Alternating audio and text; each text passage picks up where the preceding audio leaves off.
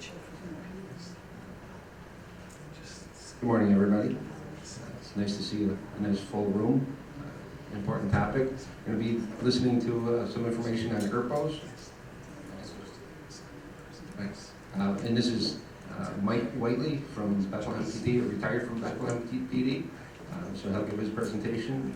Afterwards is lunch, so there'll be some time to come ask questions and unfortunately stop Mike from eating lunch. I don't need lunch. All right, good morning. Morning. Wow, nice. A lot of energy in the room, feeling it. Good. If you could please help me out for 1 second here. So if you could scan the QR code for a sign-in. We do get audited by the state on our trainings and such, so we need to have a record as well. If you're available to do that, that'd be great. For law enforcement people, there's a couple extra questions about your agency and DV units and such like that. So kind of help us get an idea of what's going on across the state. And I do realize that lunch is up next, so I'm planning on getting you guys out a little bit earlier so you can beat the rush line. See how that goes. What is lunch? Do we know what lunch is again?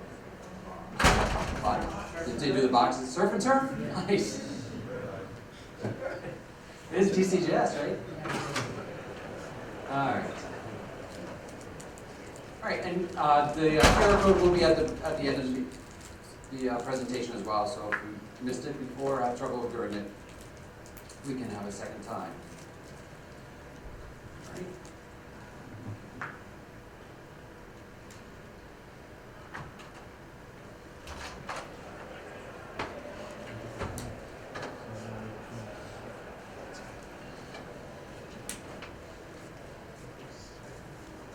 All right, so let's go ahead and get started. So again, my name is Mike Whiteley. I'm currently, or actually, I have to update that.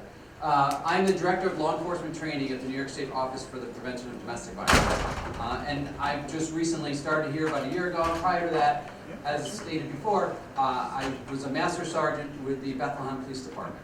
Anybody know where Bethlehem is? Yep. Okay, right? It's where Jesus was born? All right, that joke always gets it. I know there's probably a few in here that were in yesterday. I see some familiar faces. Yes, I do use the same jokes over and over again, but we'll see. Actually, when is a car not a car? When it turns into a driveway. Huh? Say with the Jesus jokes? I'm trying. So let me fill you in how my career, I did 22 years with Bethlehem PD. I started patrol officer, DARE officer. The bulk of my career was in our family services unit where I taught DARE. It was a middle school SRO. At one point I was doing the entire school district. I was liaison with our Child Advocacy Center for a year. Advanced forensic interviewer, advanced juvenile officer, SRO. I started our bike patrol. I have an EMS background, so I do the Narcan, the AED trainings every year, CPR refreshers. Did a lot of different stuff. My jokes crush it with the 7th grader. So, cops and 7th grade mentality, I'm joking. So, just put in the mindset of middle schooler and you'll have a great time today. So, at any rate, after about 13 years, I decided I was bored, with the Monday through Friday, 9 to 5, cushy job where people baked you cookies and fed you nicely as you walked around the halls. I went back to the road. Supervised the afternoon shift for a couple years before being promoted again to Master Sergeant to the day shift, where I then retired for this opportunity here at OPDB. So I'm very fortunate to have a pretty decent career. One of the reasons that I kind of gravitated toward the OPDB is that my job as an SRO was to review all the domestics in the department. Right? They came in, there was myself and another SRO, we reviewed them, we did follow-ups with that. Any type of really complicated domestics, because there are many complicated situations, kind of landed on our desk and we kind of took it from there.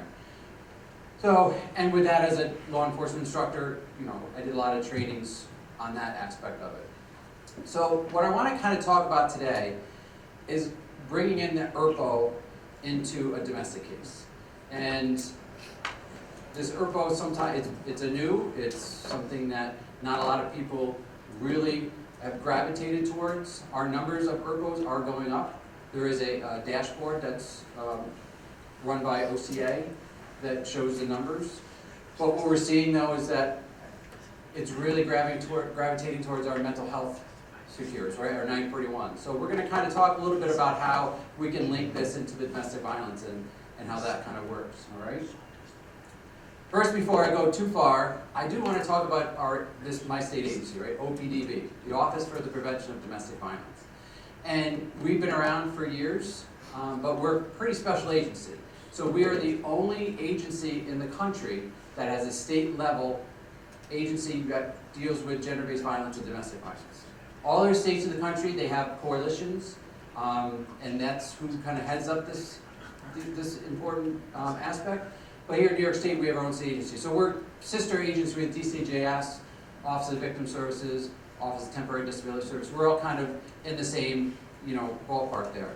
So our main mission is to improve New York State's response to and prevention of domestic and gender-based violence with the goal of enhancing the safety of all New Yorkers in their intimate and family relationships. So how do we do that? I'm just going to focus on really our Law and Public Safety Bureau, is that we want to be a resource for training and technical assistance to public safety. All right? So we do model policy review. We did the model policy for law enforcement domestic response that just came out in September of 23. That was written by OPDB as well as DCJS. We're currently working on one of my main projects, a little behind, but don't tell anybody. I'm rewriting the BCPO, the Basic Course for Police Officer, Domestic Violence Response, that's taught in other academies across the state, so we're rewriting that. And then it's going to be a continuum of education, not just the one and done in the academies, but really bringing it to field training officers, supervisors, and then the officers. Because where's my law enforcement partners in here? All right. Actually, we'll go through it. Courts, DAs, administrative, probation, parole. All right. All right. So as we go on, in our careers, we get this training when we first start, right? And then you get calls for service with domestics, and that's when things really start clicking. So we think what we want to see is a continuum of our education so that we can build on what we're learning in the streets from the calls, and then building on that in the education part as we go. So that's kind of the main mission for the Law and Public Safety. We also work with probation and parole. Parole just started a new initiative where they have a Saves DB program. So anybody that's being released from prison, I think from September 1, that has a domestic violence conviction or has a history of domestic violence would be put on a special parole officer's caseload. So we're going to be training those officers on that, and then hopefully providing some support with them as they go on. And of course we provide support to the governor and the legislator and any issues that deal with gender-based violence.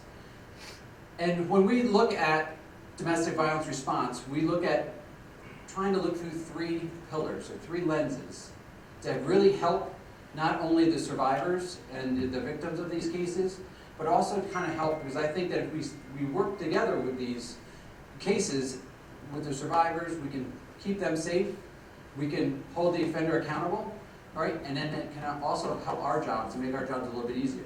First one being survivor-centered, right? What do you think, class participation time? What do we think? What do you think survivor-centered means? Is this new for law enforcement? Do you ever have 50 faces just staring at you like, oh. Helping victims, right? Survivors. So basically, and helping the victims through their time that they're going through. You go to law enforcement, right? You go to the box store, and security has detained someone for larceny. What's one of the first questions we're going to ask? The loss prevention person. Do you want to press charges? Right? Because we're giving them that option. Survivor-centered is giving the options to the survivors. How many times do we walk in the room and we're expelling our power and control, because that's what we do as law enforcement, because we need to control the situation because they called because they're in chaos. All right? We do that with some of our power. We're dealing with a victim who's had power and control used against them for years, Just because that's the first time we're walking in the house, is that the first time that they're experiencing this situation? Absolutely not. And then, so then we're kind of like, all right, you need to do this, you need to do this, you need to do this. But we need to basically give that power and control back to survivors. Make the survivor center and give them the opportunity to start making some of these decisions, how they want to go. And is that going to differ from what we think they might or should be doing? Absolutely, right? But it's the life decisions that they need to make based on what they know that they're living in. The second thing is trauma-informed, right?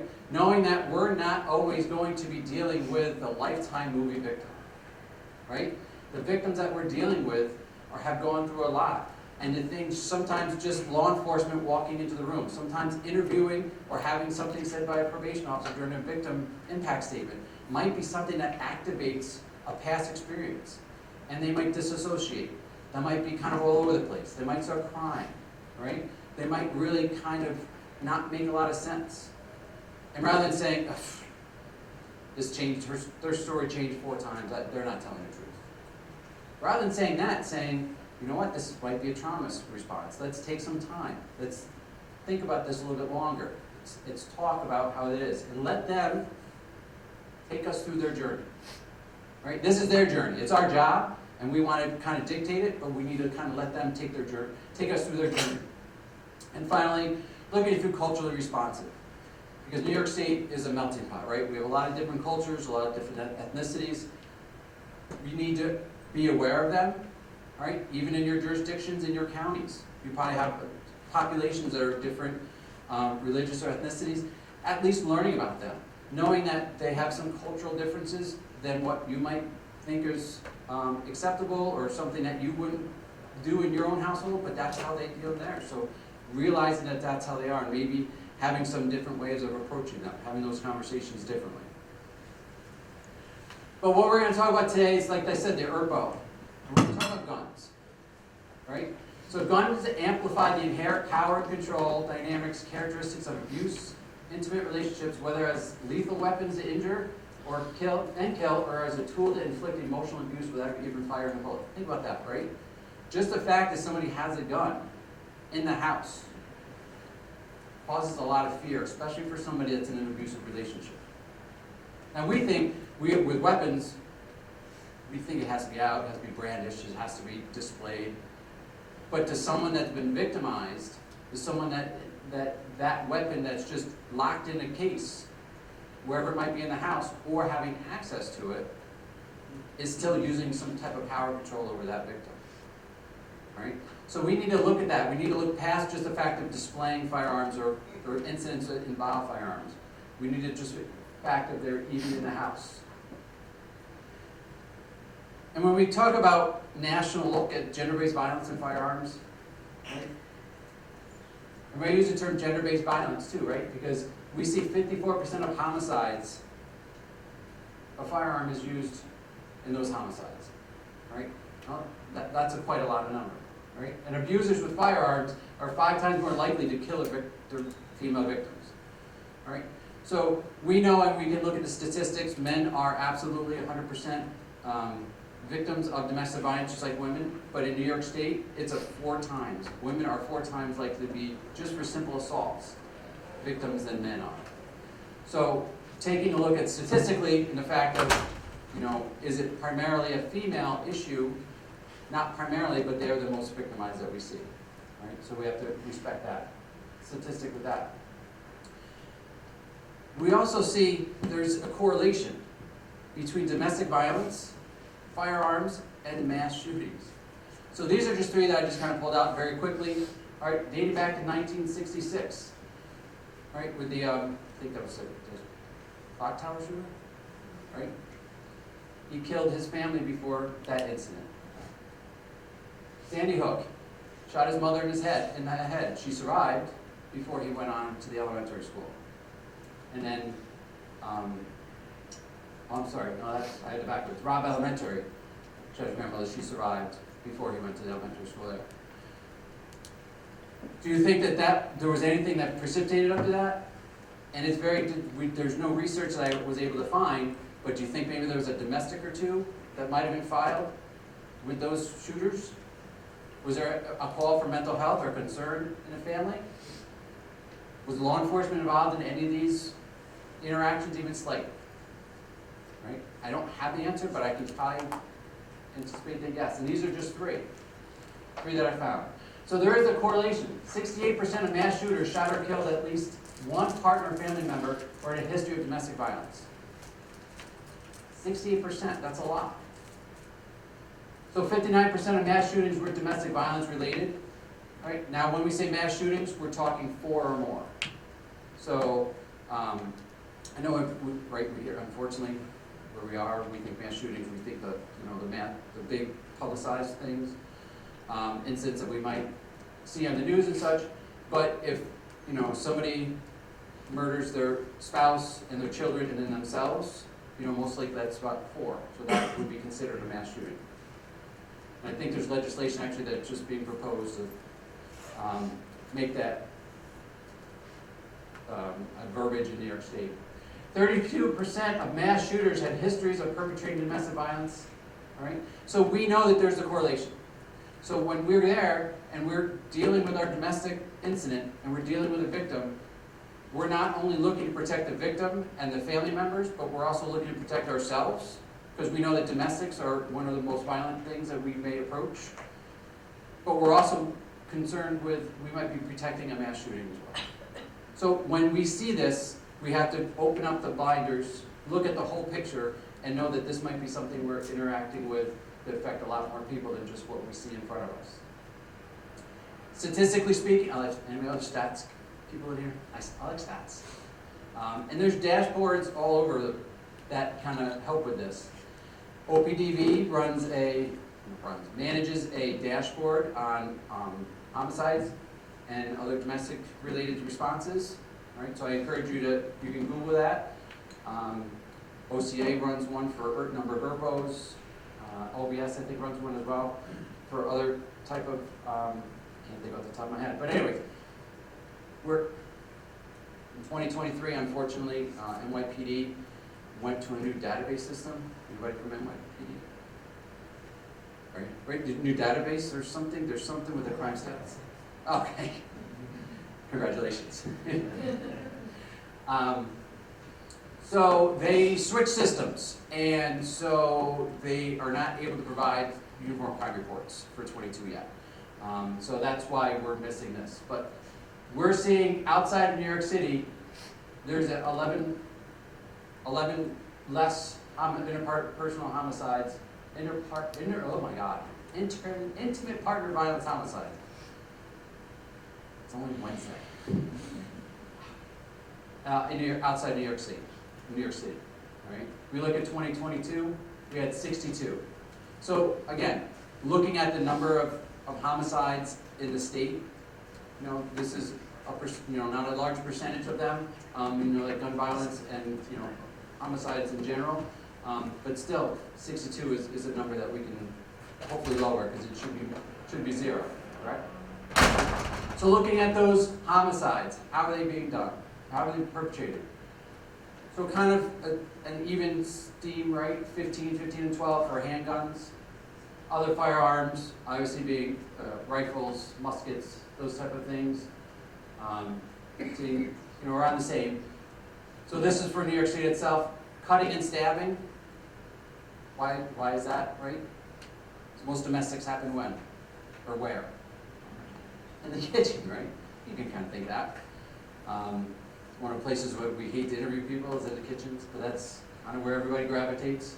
Think of your parties, right? Your bangers, your things you go to. Everybody's gravitates because that's where the fridge, that's where it's nice and comfortable to hang out. And then other weapons, in the teens as well. So, but firearms are accounting for 1/3 of weapons used in intimate partner homicides between 20 and 22. Right?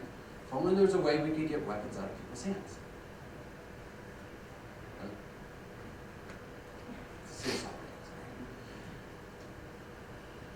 Breaking it down a little bit more, and again, red is New York City, and blue is, red is not New York City, and blue is New York City. And when we look at the victims' sex, they're about even, male and female. For homicide victims, right? And about 7%, 5% for male. We look at the age range, and this is what I'm kind of want us to kind of focus on, right? 20 to 29, 30 to 39, and 40 to 49. Those are dangerous times. Right? A female at that age range, is, statistically speaking, is more likely to be a victim of intimate partner homicide. So when we're doing our domestics, and we're going through, and we're doing our lethality assessment, right? And we have that demographic, maybe we just need to kind of think and take a couple steps further with that. So let's take a look at our DIR. What does it tell us? Right off the bat, just from the beginning, our DIR books, right? The DIR books are a resource, great resource, right? But unfortunately, how many are going through electronic DIRs right now? All right. So do you have the DIR book in the car? Is the cover laminated and in a spot where people can have it? You know, because it's a good resource. How many does half electronic and half paper? Right, that's what our old agency did, and everybody does all just paper, right? So sometimes, you know, victim fearful. Are you currently concerned or in fear for your safety or the safety of someone else because of whoever's behavior, right? Sometimes we may not, this is the question we need to ask. Sometimes we may not ask it right. Sometimes we may not be able to connect with the victim, or we're not really saying. Sometimes we may not want to ask the question because we don't want to know the answer. Not the greatest either, all right? But this is right there in the DR. We need to know the fearfulness of the victim. And their questions are right on page 1. Weapons used, right? Was the weapons used? And go further. Has the suspect ever used or involved a weapon? Are there weapons in the house? Does he have access? Access, not possession, not a pistol permit, but access. Meaning what? Who could have the weapons that they could get access to? Relatives, mom and parents, neighbors. You know, maybe they belong to a gun club, some friends, whoever it is. Do other people they know that they can go over and say, hey, I want to go, you know, I got a gopher in my backyard. I want to kind of borrow your 12 gauge to take care of that. You know, if they don't understand the dynamics in the relationship, they may not think much of it and say, yeah, here you go. So access to it. And then threats. Has the suspect made any threats? You know, of committing suicide, of harm to them or their children, right? And then strangulation. Not part of this weapon thing, but always like to bring up. Stranglers have been linked to domestic violence, homicides, mission, and school shootings, right? So again, that involvement in domestic violence, the thought that people have the right to put their hands around somebody else's neck, put pressure on it, threaten them. If they don't give, they make suicidal threats. They don't have value for their life. They don't have value for others' life. It's going to carry on outside the home as well. So we know that previous strangulation victims are 10 times more likely to be killed by their abusers by strangulation too. Right? So someone that survived a strangulation attempt, we need to be even more concerned that it may happen again. And then domestics, prior domestics. What we kind of see, and you know, from my experience as well, is that this isn't really detailed out. This might be something, if anybody's reviewed DIRs, numerous, various, certain dates, right? But what we're looking for really is the last, worst, and first type of domestic. Page 2 is really for the victim, right? For them to be filling out, right? For them to be writing down, describe. And there's not a lot of space, and I understand that. You know, try to summarize, you know, just a couple words, what the situations were on these 3. And then, of course, we have our lethality questions, these 6 lethality questions. If one of those is a yes, the chances of that suspect being killed in this relationship increases. If you have more than one, it's even more of a likelihood, right? So what we have, which is right on the DAR, is that should activate the referral system, all right? A warm referral by law enforcement, taking the phone saying, can we put you in touch with your local advocate? Making that call right there in the house, making the call at the station, Because how many times do we say, all right, well, here's the number for the advocate, when you get a chance, give them a call. Well, how many times have you gotten cards from people and have you called them? And then life gets busy and everything gets bogged up. But sitting there and make that referral while you're in the house with them, right? Putting them in connection with it. That's the important thing. That's that warm referral we're looking for. That safety planning that needs to be had. Right? So we need to make sure that we do a follow-up with that. And well, what's the problem though? This is going to take time. What don't we have when we're running calls? Time, right? And I understand that. We understand that as well. That's why we're really focusing on a coordinated community response. Yes, do we have to spend the 3 hours in the house? Maybe not. We make that one referral, we can do a handoff so that law enforcement can get freed up to go and handle other calls, and the advocate is working with the victim in the house. Right? They do a follow-up the next day. Your agency does a follow-up. Right? It's one of those calls where I'm concerned about this, there's issues with that. You really want to spend time, but your sergeant is saying, I've got this, I've got that, clear it now, you're done, do the paperwork and go. Because this is just another call for people, but we need to change our mindset. These are not just a regular call, the DIR is just not another report. These are things that we have a huge impact and we can save lives with, so we need to look at the importance of it. And if it's nothing that we can do as law enforcement, because it's very difficult in time frame, then we need to make sure we're coordinating with somebody else that can. Right? So if you don't have the time, find someone who does. And then I have on here, bottom of the page, 1, the DIR repository. How many of us really check the repository? We may have our dispatchers do it, right? We're looking for some dates. What's the intent behind that? To look at all those other DIRs. We have a fatality review team at OPDV. Once a quarter, we go and we take a look at domestic homicides in New York State. They're either referred to us by other agencies or we read it in the news and we just kind of pull it statutory for us so we can get all the paperwork. We get all the DIRs from these 2 individuals involved in the homicide. We look at the first one, we look at the last one, and everything in between. What do you think we see? The increase in violence, the increase in lethality assessment, and the progression of lethality. That's what the DIR repository check is supposed to be for us. Again, do we have time to do that on the road? Do we have time to do that when we're sitting in our cars?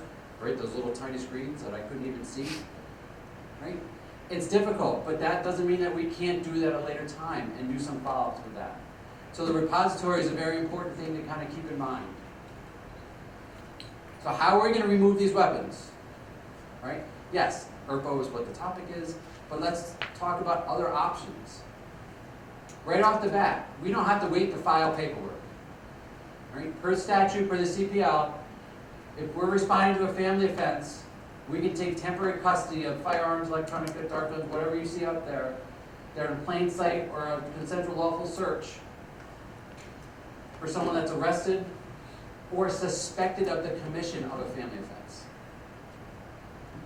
So we can take and again, if there's an arrest and the weapon's involved, we take them. If it's a criminal mischief, if it's a family offense that doesn't involve a weapon, but there's weapons in the house, and the victim is fearful, because, I'll say it, bail reform. We know that they might be getting out. Yes, maybe the order of protection, the piece of paper, is it really going to keep them out of the house? And that's where the weapons are. Yes? How frequently is this used compared to the I will pose that to the audience. How often has anyone in this room ever used the CPL 140? 1, 2? Use it with the aircraft? Perfect. Yes? Does anybody ever get hung up on the owner of the residence? I understand it's the victim, maybe he's the holder. The rental or he's the owner of the house. She or he still have the authority to allow him to Right. search. I actually think there's a case that just came out on that too. Privacy and such. So I'm gonna have to get back to you on that one. We can talk after on that. But that's a good, right? Does anybody hear that? Understand it? Like, who's? I have options that are gonna ask that. Yeah. They're gonna ask who owns the property and most likely gonna get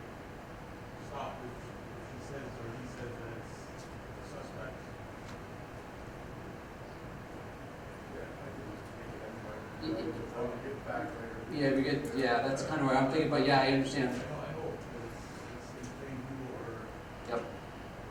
from the overall consent, after the question asked, if there is fire. Right. Yeah. Well, and again, Can they grant that? right, can they, and again, consent to search is given or not, and they have to be present with it, and then you ask if they're weapons and no, and go over that verbal. So again, if it's in plain sight to take them, and if, how far of a search do we actually go to, and if they consent to no, then is that something we need to go a search warrant based upon the victim's statements of the possession of the weapon in the house? So, we'll talk after that one, I think, but we do have the ability to take weapons initially, right? The second thing, of course, we have our orders of protections. Criminal court from an arrest, family court from a petition, right? Victim-based in family court. The court is public, but the records are private, versus criminal court where the public, or the reports and the records are actually public, right? Lower level of proof, preponderance of the evidence for family court, and a high level of proof in criminal court, right? And we know that the order of protections have the ability to, both the defendant and respondent, or the respondent need to surrender all firearms to law enforcement, right? So you serve the order of protection, go on there, the question is, do you have any weapons? I mean, we're never lied to, right? So when they say no at the door, we just say, okay, thanks. You can kind of look, you get some information, but a lot of times there may be weapons in there. And again, legal versus illegal, yes, I understand that as well. It's a major issue. Can a family court, what this? Can you get a family court order of protection after hours? Yes, Yes or no? yes. Yes. Seatbelt, not a lot of people do this. That's why I like to bring this one up, right? So family court's not in session. Per the statute CPL, emergency powers when family court's not in session, issuance of temporary order of protection upon request of petition, a local criminal court may issue it on an ex parte basis. Because how many times have we said Friday at 5 o'clock, up, family court's closed, here's your petition, you go down Monday morning and get your order of protection because there's no crime occurred. Well, now you can bother your city, town judges, wake them up at 10 o'clock. You gotta wait till 10, 11, right? And they can issue this, right? They can issue a family court order of protection, saying that, obviously they're gonna go to family court the next day family court opens, they're swearing to everything, and everything else that you see there, okay? The family offense occurred and such. All right, so we have this ability. The courts have the ability. And when your judges say, I'm not sure I can do that, you can pick up the statute, show it to them, and they can take care of that from there, all right? So we do have that issue, but the one thing we're working on is ERPOs, right? ERPOs is also available. Now, how many people do ERPOs and order protections? Right? Is there any problem with that? No, I mean, why not duplicate a little bit? Because again, do you want to scramble when the judge throws out the case or there's some mishap or something else in the judicial part, and all of a sudden the order of protection expires, and now you know that there's weapons, and you have to give them back, now you have to scramble and get the ERPO in place. Right? So having them both at the same time is not going to be harmful. So again, police officer, who can file the ERPOs? And what are they good for? A final ERPO, taking a look at the whole process. Final ERPO is based on a clear, convincing evidence. A final order of protection is based on the preponderance of the evidence. All right? Big difference there. Final OP must prove that the criminal offense occurred, where an ERPO just must prove that there is likeliness to engage in conduct that would result in serious harm in itself to others. Quite a bit of difference in the language. And the ERPO has a search built into it, right? That's something that is allowed where an order of protection does not. So what does it do? It removes the weapons, immediate access of weapons to the individual, right? Unfortunately, I think immediate access on the person, on their property and such, the access to family members, it might be a little bit far outreach from there. Conversation to be had with family members, saying, Mom, Dad, your son, they're having some problems in the house. They might come here for the weapons, ensuring that they're at least locked up, or if they'd like to turn them over for safekeeping somewhere else. Allows for the search of person's property weapons, as I mentioned. Also prevents the legal purchase of weapons and ammunitions. And lasts up to 1 year with a 1-year extension. Same thing, order of protections go for 1 year. When the finals, temporaries last how long? Right, usually months while the case is pending. Who can file the IRPOs? Everybody in this room most likely, right? Police officers, DA. What we want to focus on is the family members. OPDB has been tasked with the governor this year to take a look at educating advocates and assisting family members in filing their IRPOs. Okay? Providing them, just like advocates will help them file petitions in family court, having the knowledge of the workings of an IRPO and the benefits of it is the same. So, there are some challenges with this. What do you think, what's one challenge with a person, a family member filing an IRPO on the family member? If I remember right, because it's been a while, isn't there a filing fee? There was, and it was waived. Okay. That's statutory The to change. initial thing, like, as soon as they realize that we don't have a filing fee, they're just gonna break the law. $250, yes. Yeah, they changed the statute a couple years ago. Yeah. I'm sorry, can Did a friend file for you? no, it has to be a family member of the respondent. Yep. But that relationship. Always, in my experience, always. Law enforcement fine, because why? Principal calls, SRO, who president for the position, calls, police, so And again, and when they're telling us that, for us to say, no, go file this, is not really Right. beneficial. One time it's kind of that Cheryl, we're going and assisting with the order that generated by clinician, who had no knowledge of it, and now they want us to help their home. And we will have to be working on it. Right. So, what we're hearing, we do survivor listening sessions as well, and we know this, not all victims of domestic violence want to involve the criminal justice system, or the legal system, right? And for advocates or others that are out there, you might experience that well. Or they're hesitant to come forward, whether it be for mandatory arrest, whether it be for criminal arrest, benefits of going to family court and filing a family offense petition versus an arrest because of, employment issues or what have you. So, we want to be able to allow them access to the IRPO without going through law enforcement. Has a benefit to some people. But then then we still need to make sure, how does that happen when somebody says, oh, here's the IRPO, and you're like, well, I want more information, you call a family member, now we're obligated to do a DIR based on the information they're telling us. Which is not what they wanted in the first place, so then so that might open up a whole other can. And the other thing is that when law enforcement, prosecutors, well, not prosecutors, the DAs, right? Because when you file, you have that legal background. Law enforcement files the IRPO. Who represents you? You. Unless you're state police, and the Attorney General's office represents state police, all right? Some town villages have their town attorney represent them. Some county agencies have the county attorney represent them. Family member goes in, they're representing themselves. So, there's issues that we still have to kind of discuss. Why are they filing? Obviously, a threat or act of violence or use, we have the violation of protection, pending charges, reckless use. What kind of goes in here? Petitioner alleges that the above named respondent is likely to engage in a conduct that would result in serious harm to self or others as defined in 939, Mental Health Law 939A2, which says what? Substantial risk of physical harm to other persons manifested by homicidal or other violent behavior in which they're placed in reasonable fear.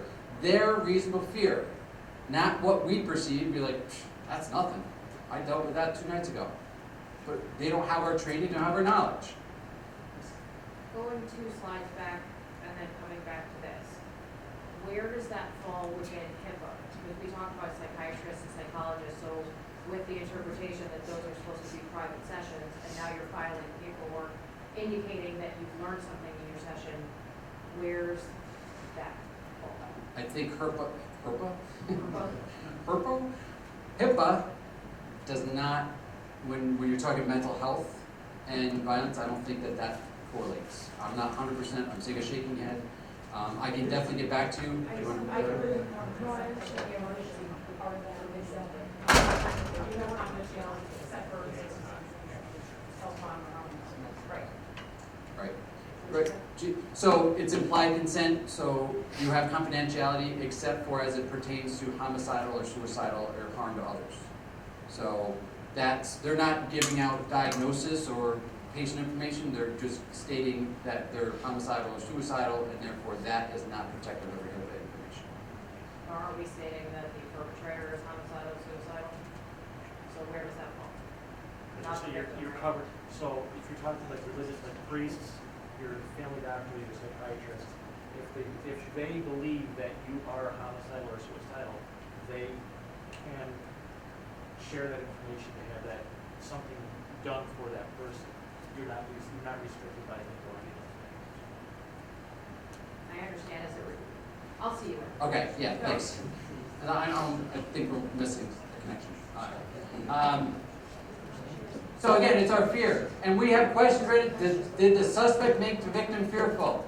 The emotional condition of the victim. We have these questions on the DIR. All right, and I just put it in people's heads, right? If we have the fear on the DIR documented, we know that there's a reason to remove weapons based upon fear of serious physical harm. It's documented, and there's a way to remove the guns, but we don't really do that, or can we be held liable by family if something horrible does happen? Right? We have a duty to act. So, to do no harm. So we need to follow and make sure. So all the information, we can tie this together a bit.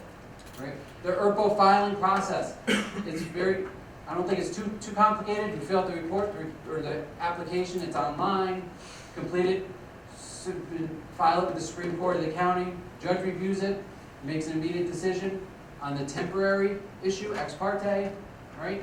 If it's granted, it goes to the law enforcement agency to then enforce that, right? Which a whole different aspect on that issue of it. The hearing scheduled 3 to 10 days and the decision made. So this is a faster way. Order protections, right? You have the arrest and the case itself can last for a while. Here, you can get an ERPO determination within 3 to 10 days, a final for 1 year banning weapon possession and purchase, right? We know too, off hours, just like we can get a family court order protection off hours, we can get an ERPO signed off hours as well, all right? So there's access to that too. Whether you're outside of New York City or within New York City itself, there's a number. Obviously, New York City has courts open more than we do.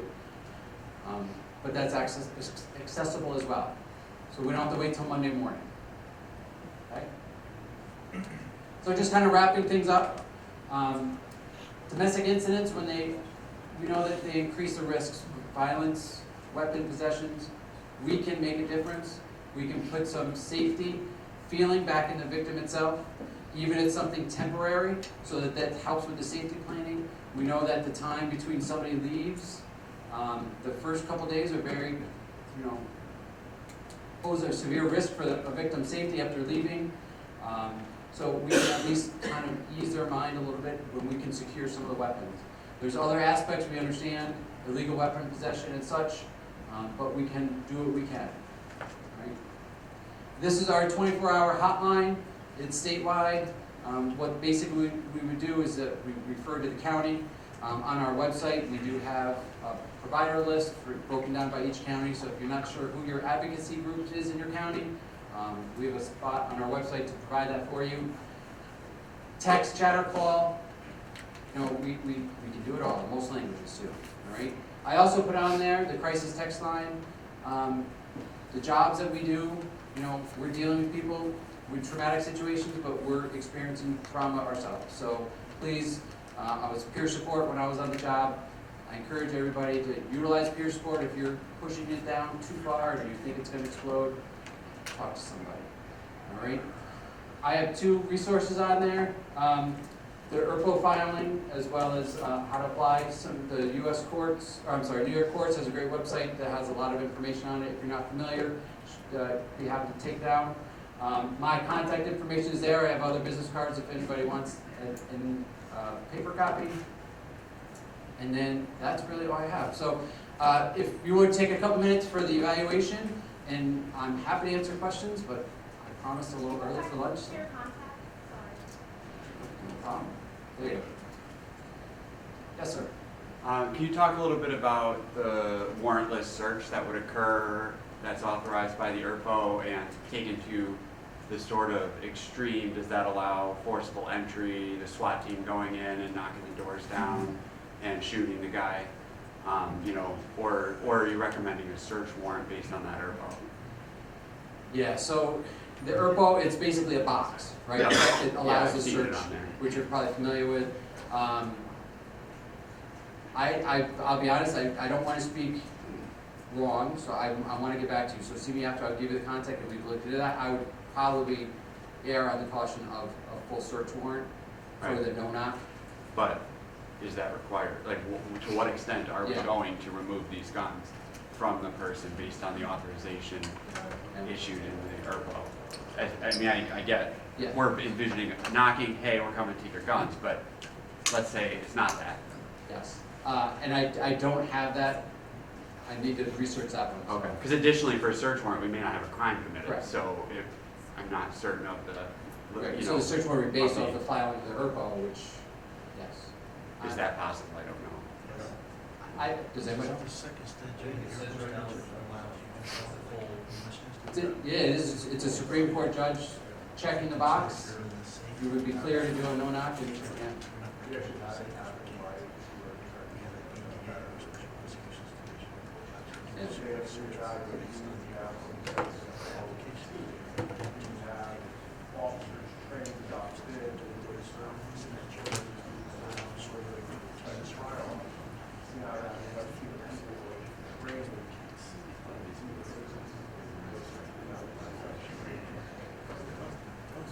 Yeah, I'm gonna do some research on that, and I have everybody that signed in, I have your email, so I can, reply to everybody with a response to that, because that's very good questions. And I don't know that really, it's, right, what's the phrase? I don't read case law, I make it. So that might be an issue going on. That's very good. Yes, sir. What we've done in situations where like, we anticipate, we, will